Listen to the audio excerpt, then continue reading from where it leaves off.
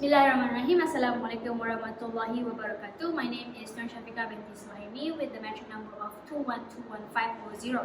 Today I'll be talking about the work of Marmaduke Pickthall, specifically his book of As Others See Us, but much more particularly I will be focusing on Between Ourselves, which is one of the short stories within the book. So first things first, let's talk about the summary and the characters involved in this story. We have the narrator. We have Tom Harris, who is a young cub in the irrigation department. We have Sir Charles de Clay, who is one of the rulers of Egypt and a famous Orientalist. And then we have Abbas Lutfi Sulaiman. Abbas is a main character of the story that the narrator will later tell us about.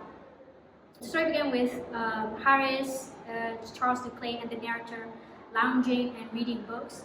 And then eventually it led them to have a discussion about the differences of perception and perspective between the Eastern people and the Western people. And this led to the narrator telling a personal story which includes Abbas Lutfi Sulaiman. So my first point for this is the differences between the cultures. When Abbas first met with the narrator was overwhelmed because Abbas said to him, "I am so happy, sir. This is the brightest day in all my life. At last, I am permitted to be near of one of those noble and good men who have brought civilization and all blessings to our poor dear Egypt. I am but a young student, sir, but I do love the English more than I can tell. I think, sir, I would gladly die for them." As we can see from Abbas's very enthusiastic introduction to the narrator, it indicates that he admires the English a great deal. But it also indicates that he rarely has direct contact with any Englishman, as per the line, "At last I am permitted to be near to one of those noble and good men." So the narrator's response to this is that he felt overwhelmed, as he said, "You know what a fool one feels when slapped in the face with compliments of that description? Many men I know get downright rude on such occasions, thinking that it all humbug, which it seldom is. Anyone can tell the ring of false compliment. We fail to make allowance for the capacity of young people of these sun-struck races for enthusiasm over anything and anybody. It always seemed to me a cruel shame for us to snub and terrify our wild admirers. Still, I feel as foolish as another under admiration, and that man's admiration was a scorching fire." The scorching fire is the narrator saying that Abbas's admiration is overwhelming him, because in the East and the West, it's very different how one will react to Abbas's type of introduction.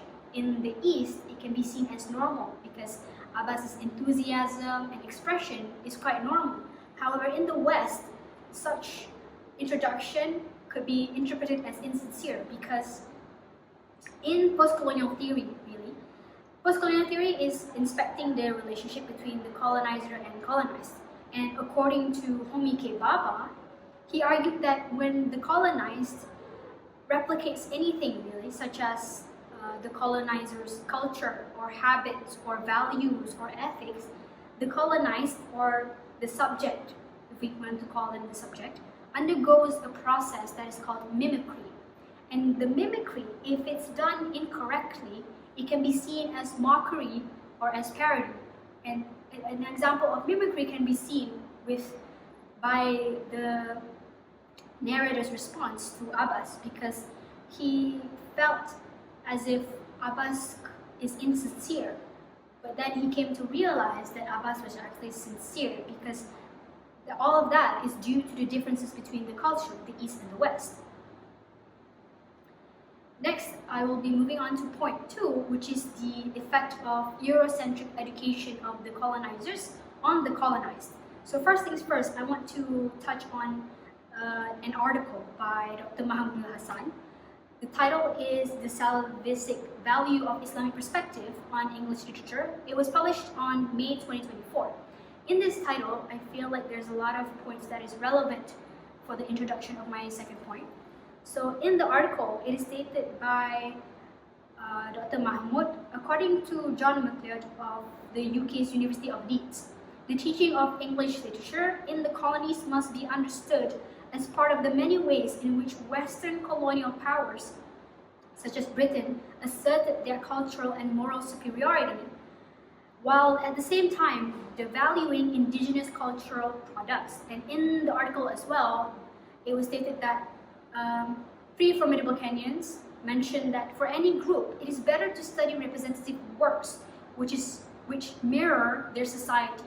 And the word mirror is very important for what I'm going to tell you later on, because the word mirror, this indicates that someone or a scholar, students should really follow a syllabus that mirrors their own culture, their own identity, or their own present day concerns, rather than studying English culture and English identity.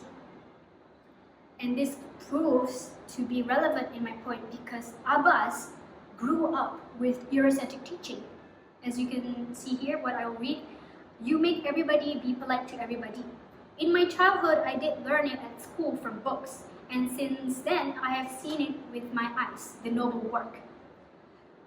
You say there shall be no more rudeness, no more beating, no more fighting and low insults. If anybody rude, he shall be punished. Civilization. So we all become as brothers, so we go ahead. So from Abbas's line, we can see that he grew up with the teachings by reading books of Eurocentric teachings. So his perspective is very much pro-British. He idolizes and believes word for word how great the English are. Hence, his judgment, his views are very much biased. Even the narrator, who is English himself, he feels the need to tell Abbas that his views is not all that correct, because the narrator said, I objected that our praise could not fill a book, that criticism of our conduct would be more acceptable. So this shows that the narrator himself is self-aware that the colonizers have much more to be critiqued rather than praised. And another example of which Abbas believes the Englishman as someone superior and someone who is very of high stature is when he said, will you not protect us from injustice? We love the English very much indeed. This is another example where Abbas believes the narrator has the power and the influence to help him just because he is an Englishman. Even the Englishman is aware of it because he said he was having a rough time of it and looked on me as his protector. And all of this is probably due to the fact of Abbas's Eurocentric education. To add, I would also like to emphasize on the Islamic perspective of this as well as the moral lesson, because in contrast to what I have just said before, at the end of the story, Abbas has a very clear view on what he feels about the English as a race. He said that he sees the English as a race as enemies or foes of Islam, and really there's no one greater than Allah. This shows that as a moral lesson, we as Muslims, we really shouldn't idolize other people, the Westerns particularly, because their ideals, ethics, and just the way they carry out their life is very contradictory to what the Islam teaches us. So it's very the opposite of the teachings of Islam. So it's a very good moral lesson because it shows that at the end of the day, we as Muslims, we should only work ourselves for the better for the sake of Allah. We should always seek Allah's pleasure. Moving on, post-colonial writings really tend to seek to deconstruct binary oppositions, such as the binary opposition of the West and East, or the Occident or the Orient, or the civilized and the native, or the educated and the ignorant. And in Marmaduke's Pickthall, as others see us, specifically in this particular story, it can be seen that the author is really playing between the binary oppositions, because what I want to specify here is on the binary opposition of Occident and Orient, where the colonizer is the one explaining their faults in a very blunt manner to the colonized. As example that I would like to share is when Abbas was having an identity crisis because he's starting to see that the British is not very admirable anymore. So the narrator said, then at last I saw that it was necessary to expound to him the real nature of the British occupation and its history. How we were there for our own needs. That line indicates that the narrator is explaining that the British are selfish and they are only interested in their own benefits. And then the narrator continued, how in Cromer's time much good had been achieved, chiefly because of the Khedivial court had been kept under and no British official thought of playing to the gallery. So this is referring to when the British officers were doing their jobs and did not concern themselves with the public's opinion. So during that time, that's when it was when a lot of improvements are seen, a lot of benefits to the colonized are seen. But then the narrator continued mentioning about the Den Shawai execution. The Den Shawai execution is when the British authority punished Egyptian villagers, and this led to an outrage for the villagers. And the result of that is that in order to ease the tension of what's happening during that time, the British officials gave authority and political power to the Khedivial court. So when Abbas went to the narrator to ask for help, the narrator explained that he actually does not have any authority. The English people do not have authority. Those who have authority are the Khedivial court themselves. And next we can see that Abbas's pro-British views puts him in a very difficult position because number one, Abbas' views has managed to lead him to be alienated from his own culture and people.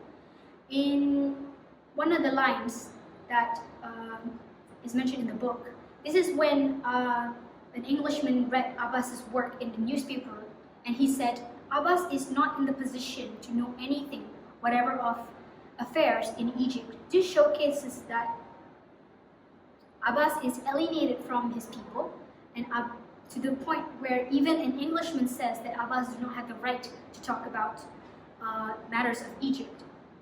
He is also considered as foreign from the British people because he is not British. Hence, Abbas is in a very difficult position here. Next, in my final point, is the binary opposition of the educated and the ignorant. So first things first, at the end of the story, when the narrator had finished telling the story of Abbas, Harris sees the truth of colonialism when he said, I don't like your story, not a little bit, because he is confronted with the truth.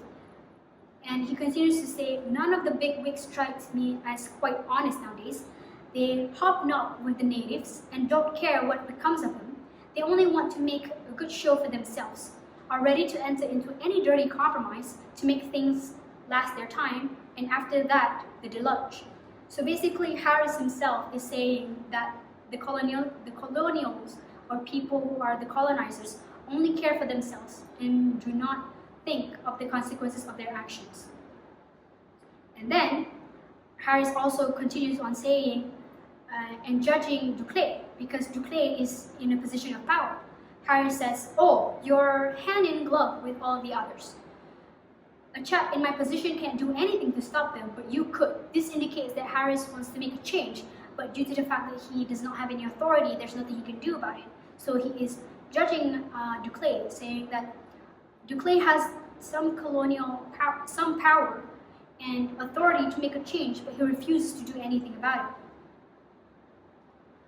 it. And another point that I would like to stress here is how Duclay responded to Harris's judgment of him. Duclay continued to say, Duclay said, the sense of your remarks is not quite clear, my too excitable young friend. This shows that since Duclay is one of the famous Orientalists of his time, he sees himself as superior and more educated. And he doesn't even entertain the idea that he might be in the wrong here, or even try to explore or try to understand it from a colonized people point of view. And he dismisses what Harris says by the line that I just read to you. This shows that he thinks himself superior and does not even entertain any sort of judgment on anyone's part. So all in all, I think this particular story is incredible because it highlights points of colonialism and through a post-colonial perspective. And that is all from my presentation and video. Thank you.